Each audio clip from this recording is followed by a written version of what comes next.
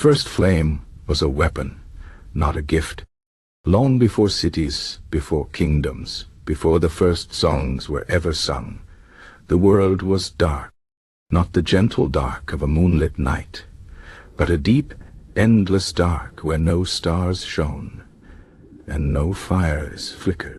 The people of that time lived in fear, huddled together in caves, listening to the sounds of creatures they could not see. They had no light to guide them, no warmth to comfort them, and no way to fight back against the things that lurked in the shadows. But then one day, everything changed. It began with a man named Kael. He was not a king or a warrior, but a hunter, one of many who ventured into the blackness to find food for his tribe. Kael was different, though.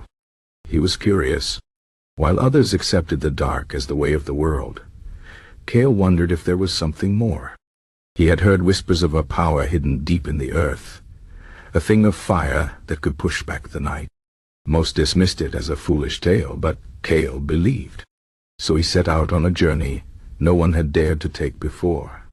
He walked for days, following rumors and fragments of old stories, until at last he came to a place where the ground was hot beneath his feet.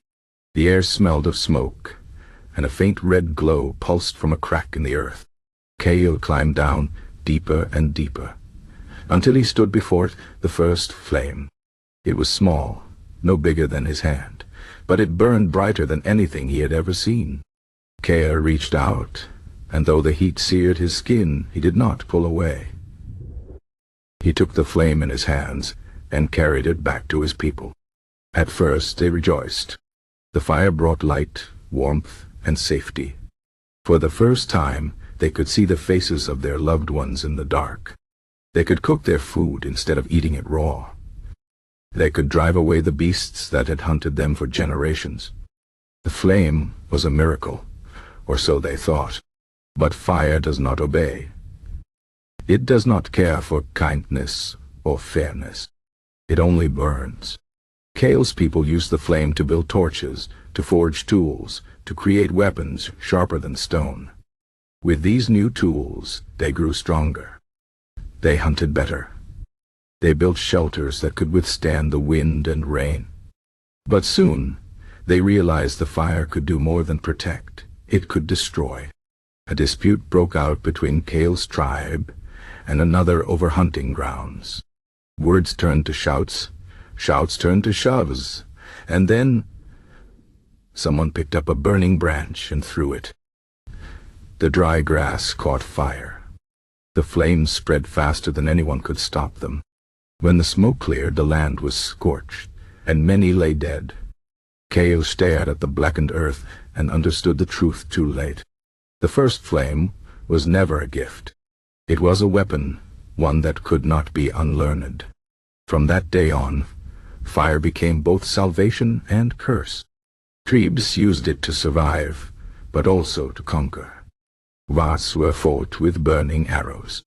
Forests were turned to ash to drive enemies from their homes. The same flame that had once brought warmth now brought suffering. Kael, burdened by guilt, left his people. He wandered the land, watching as fire spread from tribe to tribe, changing the world forever.